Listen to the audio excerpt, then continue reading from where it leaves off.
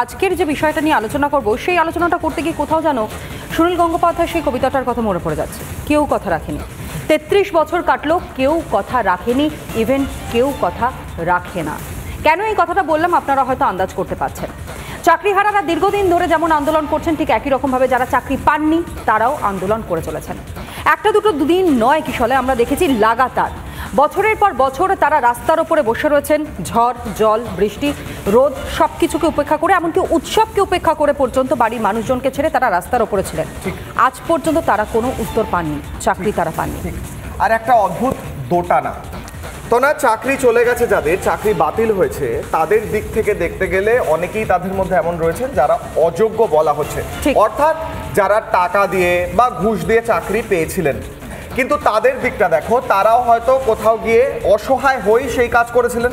তাই দায়টা তাদের ওপর নাকি দায়টা তাদের ওপর যারা এই কাজ তাদের করতে বাধ্য করেছিলেন বা ঘুষটা নিয়েছিলেন, এই নিয়ে আলোচনা করব। এবং আজকে এই মুহূর্তে একটা আরও ব্রেকিং উঠে আসছে। সুপ্রিম কোর্টে আজ এসএসসি চাকরি বাতিল মামলা, ২৬,০০০-এর চাকরি বাতিল মামলা শুনানি সুপ্রিম কোর্টে। বহু প্রতীক্ষিত চাকরি বাতিল মামলা শুনানি দেশের সর্বোচ্চ আদালতে। ২২শে এপ্রিল হাইকোর্টের নির্দেশে চাকরি যাওয়া প্রায় ২৬,০০০ জনের ভাগ্যে কি রয়েছে শুনানির দিকেই তারাও যেমন তাকিয়ে রয়েছে, ঠিক একই রকমভাবে যারা এখনো পর্যন্ত চাকরি পাননি অথচ তারা ন্যায্য, তারাও আজ তাকিয়ে রয়েছেন ঠিক এই দিকেই। আর এই নিয়ে আমরা আজ আলোচনা এগিয়ে নিয়ে যাবো কিশোলায়। আলোচনায় যাব। এই মুহূর্তে আমাদের সঙ্গে উপস্থিত রয়েছেন জয় মল্লিক, বিজেপি মুখপাত্র, রয়েছেন রাজু ঘোষ, রাজনৈতিক কর্মী, তৃণমূলকে সমর্থন করেন, রয়েছেন ঝন্টু বড়াইক, অধ্যাপক, রয়েছেন মহিউদ্দিন মাহি, চাকরি প্রার্থী। আমি প্রথমেই আপনার কাছে যাব। আজকের দিনে দাঁড়িয়ে একটা অদ্ভুত দোটানা।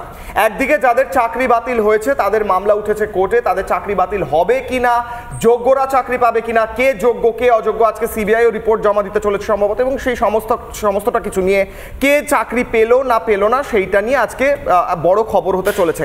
আপনারা চাকরি প্রার্থী হিসেবে যারা এখনো চাকরিটাই পাননি তাদের কি স্ট্যান্ড এই বিষয়ে?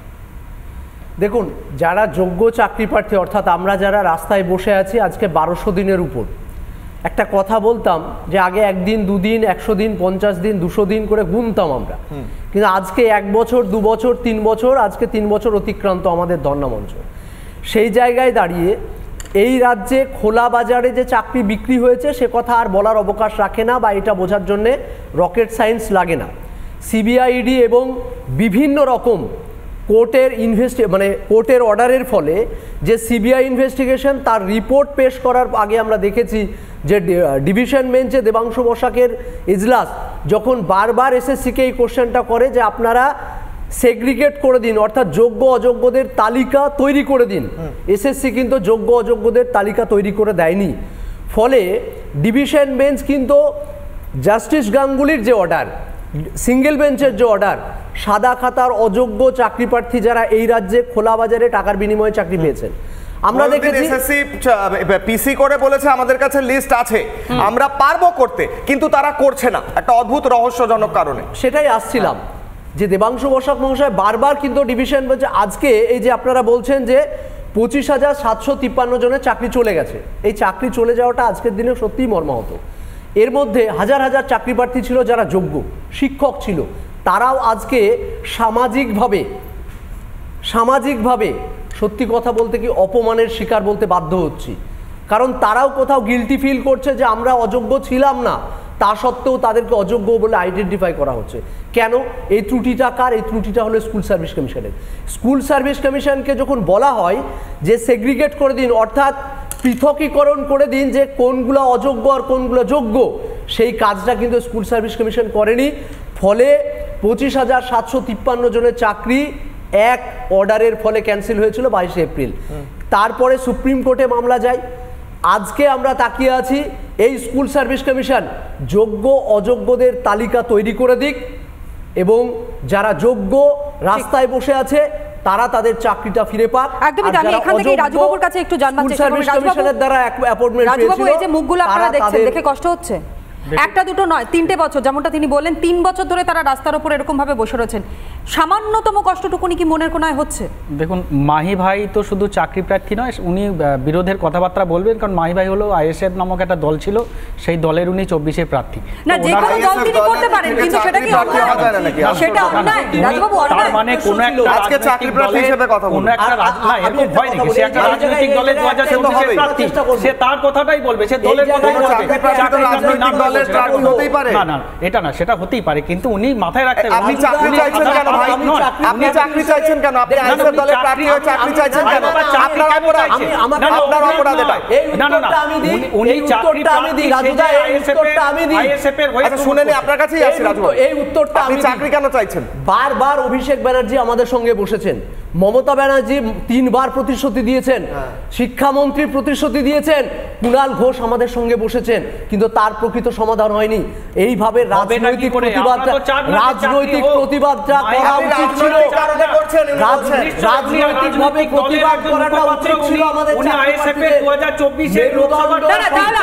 আমি একটা বিষয় একটু ক্ল্যারিফাই করি রাজুবাবু, আপনি বলছেন আইএসএফ এর সঙ্গে তিনি যুক্ত রয়েছেন, বেশ, আপনার কথা আমি মেনে নিলাম, কিন্তু বিষয়টা বলুন তো, যে যদি চাকরি প্রার্থীদের মধ্যে, চাকরি হারাদের মধ্যে কেউ অন্য কোনো রাজনৈতিক দলের সঙ্গে যুক্ত থাকে, তাহলে তারা চাকরি চাইতে পারে না? রাজনৈতিক কথাটাই বলবে, টিভি না, তারা চাইতে পারে না, বলুন না, আপনি সাধারণ মানুষ হিসেবে বলুন না। চাকরির কথা তো তখন সে বলবে না, সে কোনোভাবে খুঁত খুঁজে চেষ্টা করবে রাজ্য সরকার শাসক দলের বদনাম করা।